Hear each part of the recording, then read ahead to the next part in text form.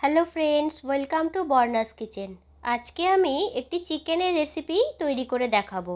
আমার আজকের রেসিপি হলো চিকেন ভুনা। এই চিকেন অনেকেই অনেক রকমভাবে বানিয়ে খেয়ে থাকেন, তবে চিকেন ভুনা রেসিপিটি আজকে আমি আপনাদের সাথে শেয়ার করছি। এভাবে একবার বানিয়ে আপনারা ট্রাই করে দেখবেন, আশা করছি আপনাদের খুব ভালো লাগবে। অনেক কম উপকরণে ঘরোয়া পদ্ধতিতে একদম ধাবা স্টাইল কিভাবে চিকেন ভুনা তৈরি করা যায় সেই রেসিপি আজকে আমি আপনাদের সাথে শেয়ার করব। তাহলে চলুন আর দেরি না করে আজকের রেসিপি শুরু করা যাক। এখানে আমি হাফ কিলো উইথ বোন চিকেন নিয়েছি। চিকেনটাকে ভালো করে ওয়াশ করে নিয়েছি। এখন এটিকে ম্যারিনেট করে নেব। তার জন্য এখানে দিয়ে দিচ্ছি 2 টেবিল স্পুন আদা রসুনের পেস্ট, 1 টিস্পুন নুন, হাফ টিস্পুন লঙ্কার গুঁড়ো, হাফ টিস্পুন হলুদ গুঁড়ো আর হাফ টিস্পুন কাশ্মীরি লঙ্কার গুঁড়ো, 2 টেবিল স্পুন টক দই, আর দিয়ে দিচ্ছি সামান্য সর্ষের তেল আর 1/4 টিস্পুন গরম মশলার গুঁড়ো। এখন সব কিছুকে খুব ভালো করে মাখিয়ে রেখে দিতে হবে 1 ঘন্টা। মিনিমাম 1 ঘন্টা রাখতে হবে, বেশি রাখতে পারলে আরও ভালো, ওভারনাইট রাখতে পারলে আরও ভালো।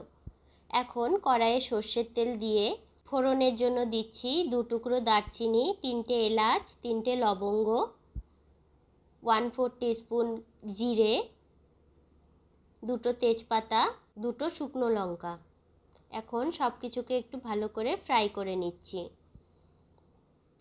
হালকা ফ্রাই করে যখন এর থেকে একটা সুন্দর গন্ধ বেরোবে তখন এতে দিয়ে দিচ্ছি কুচনো পেঁয়াজ। এখানে আমি 3টে পেঁয়াজ নিয়েছি, মিডিয়ামের থেকে একটু বড় সাইজের। পেঁয়াজগুলোকে এখন হালকা ফ্রাই করে নেব। 2 মিনিট ধরে প্রায় পেঁয়াজটাকে একটু ফ্রাই করব, যতক্ষণ পেঁয়াজের কালারটা চেঞ্জ না হয়।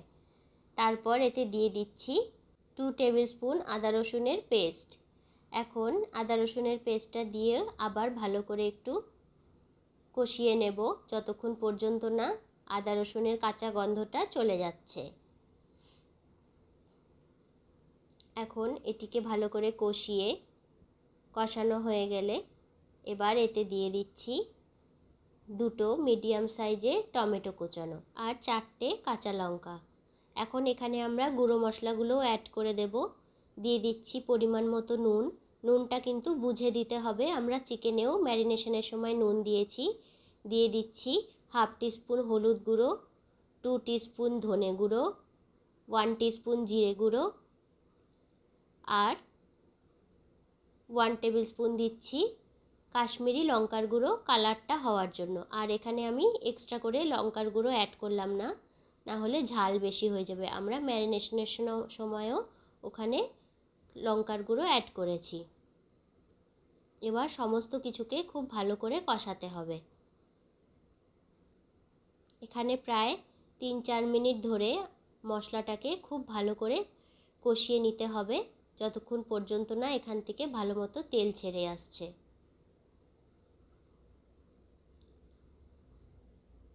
আমি প্রায়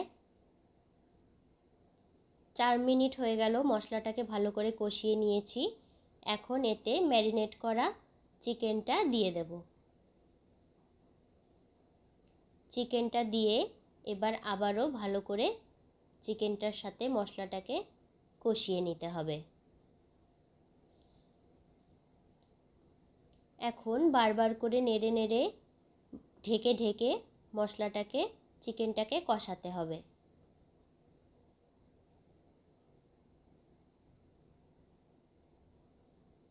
দেখুন চিকেন থেকে কিন্তু খুব ভালো জল বেরিয়ে গেছে।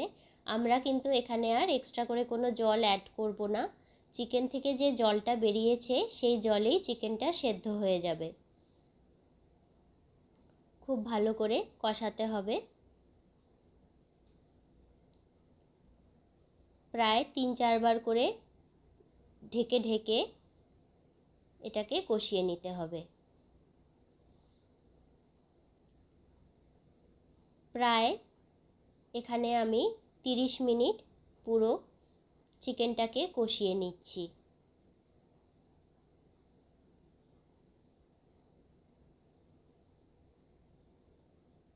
চিকেনটাকে 30 মিনিট ধরে কষানোর পর এখন লাস্ট এই পর্যায়ে চিকেনটা এসেছে।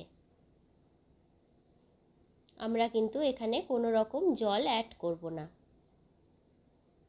আর একটু ভালো করে কষিয়ে যখন এরকম হয়ে যাবে, দেখুন এখন এটি কিন্তু পুরো একদম ভাজা ভাজা মতো হয়ে গিয়েছে।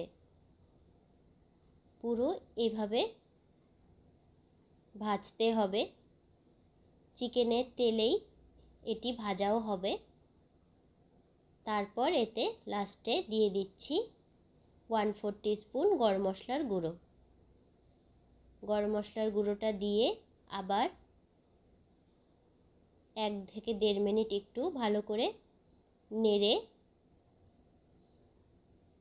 রান্না করে নেব। ব্যাস, তাহলে কিন্তু তৈরি হয়ে গেল আমাদের চিকেন ভুনা। একদম ঘরোয়া উপকরণে, খুব কম উপকরণে, ঘরোয়া পদ্ধতিতে তৈরি হয়ে গেল চিকেন ভুনা। এখন এটিকে আমরা একটি সার্ভিং প্লেটে সার্ভ করে নিচ্ছি। এটিকে কিন্তু গরম ভাত, রুটি, পরোটা সব কিছুর সাথে খেতেই পুরো জমে যাবে। তাহলে আপনারা একবার বাড়িতে এভাবে চিকেন ভুনা বানিয়ে ট্রাই করুন, বাড়ির সকলকে খাওয়ান এবং আমাকে কমেন্টে জানাবেন আপনাদের কেমন লাগলো। ভালো লাগলে অবশ্যই লাইক শেয়ার করবেন এবং আমার চ্যানেলটিকে যারা এখনও সাবস্ক্রাইব করেননি অবশ্যই সাবস্ক্রাইব করে বেল আইকনটি অল করে দেবেন। তাহলে আজকের মতো এই পর্যন্তই, আবার দেখা হবে একটি নতুন রেসিপি নিয়ে। ততক্ষণের জন্য সবাই ভালো থাকবেন, সুস্থ থাকবেন। নমস্কার।